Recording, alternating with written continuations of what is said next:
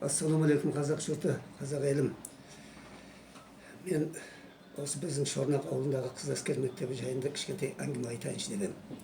Себебі бұрын болмаған бір жағдайлар болып, шіли елді бұзатын түрі бар. Мен рахмым келді мұны болған жағдайларды естіп.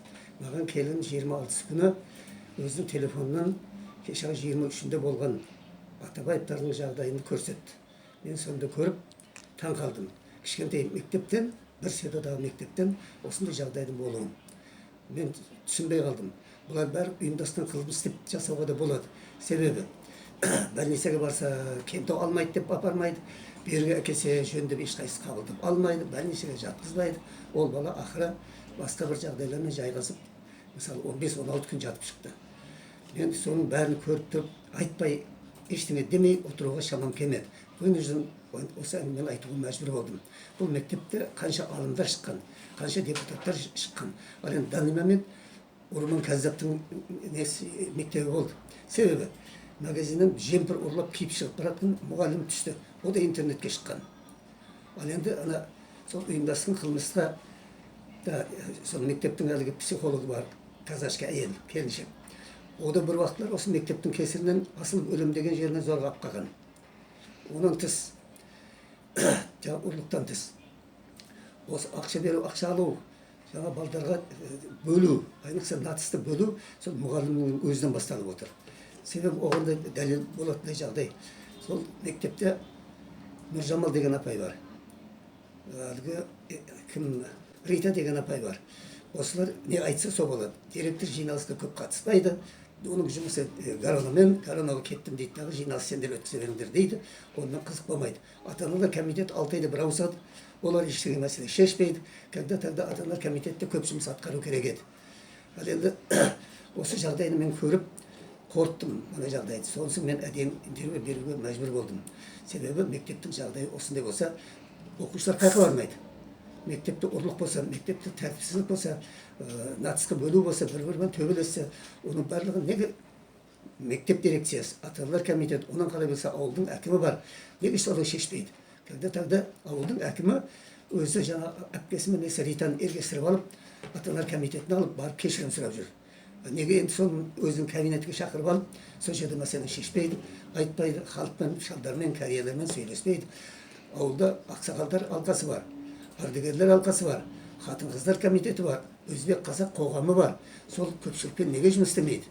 Сонда главврачтың айтқаны болып, больницаға жатқызбайды деп, берді көрдіңіз бе қандай? Ританың інісі мысалы ауылдың әкімі, әйелі ауылдың врачы, главврач. Сол бірі байланыс жасап, сол баланы больницаға жатқызбау әрекетін жасады. Бірақ бәрібір жатты бұл, көрілді, тексерілді. Енді бұл оқуға жарай ма, жарамай ма, Алла біледі. Менің бұл жерде айтайын дегенім осы мәселелерді қайтадан қараса, қайтадан тексерсе, оны жаңағыдай халықтан сұраса, мен сияқты кәрелер бар айтатын, айтамыз деп жүрген адамдар бар. Бірақ оның бәрін жетелеп алып келмейміз ғой. Барып жиналыс өткізсін, басқа қылсын. Менің енді сұрайтыным мына қаламыз, Кентау қаласының әкімі бар.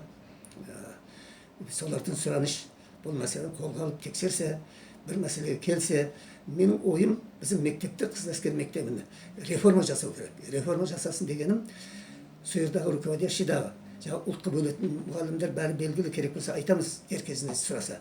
Солардың бәрін мектепке бөліп шашып жіберіп, жеке әр мектепке. Бұлардың бас қосылса қайтадан ұйымдасады. Жаңағы Нұржамал, Рита, бұны директор, Алия деген тағы біреуі бар. Солар бәрі бір мектепке түссе де бұлар ұйымдасады қайтадан. Сол үшін бұл реформа жасағанда бұлар әрқайсысын бір мектепке лақтырып тастау керек. Мен оның амалы қызық айтып жатқан бере қойсын тағы директор, 2 директорлық неге бермейді? 4 мектептің директорлығы берсін. Бірақ тура істейтін болсын да. Мен күйіп-пісіп, жаным ашығаннан, мана балалар жағынан ашыған сол. Елімізде кішкентай ғана селода, 13 мың халқы бар селода, соншалықты жағдай болғанға жаным ашыған соң айтып жатырмын. Мына жоғары адамдардан, жоғары органдағы адамдардан сұранышым бұл мәселені жөндеп қараса, жөндеп наказание бере ме, жаңағыдай тәртіпке келтіре ме, бір ылажын табу керек. Ұят болады бұл халқымызға, елімізге, өзімізге де ұят. Кішкентай халық соншалықты дәрежеге барғанымыз маған қараса сәпсеп ұят болды. Сол үшін менің сұранышым жоғарыда отырған, органда отырған, әкімшілікте отырған кісілер бұл мәселені жақсылап қарап, жақсылап шешсе деген үмітім бар. Мен халықтың жағдайын айтып жатырмын. Мен өз жағдайымды айтып жатқаным жоқ. Мен жағдайым, мен келінді институт бітірген. Мектепке аламыз дегенде де мен жібермедім. Барып мерені болғанша істемей қойдым. Мына алмасат, ана помидор ек, бадырың ек, соның да күн көресің деп жібермей отырмын. Мен енді бұдан кейін 9 бітірген соң ештеңелерімді оқытпаймын бұл мектепте. Алып кетемін басқа жаққа. Себебі 9-дан кейін сабақтың болып жатқанын бәрін білемін. Сол шорнақ сонастағы мектептерден балдарға сабақ, қосымша сабақ беретін мұғалім жетпей, мен немеремді 11-ді бітіріп жатқан немеремді Түркістанда оқытып жатырмын. Дополнительный. Міне осындай жағдайлар. Осының бәрін кішкентай тәртіпке келдіре ме деген үміт бар. Мен айтайын дегенім осы.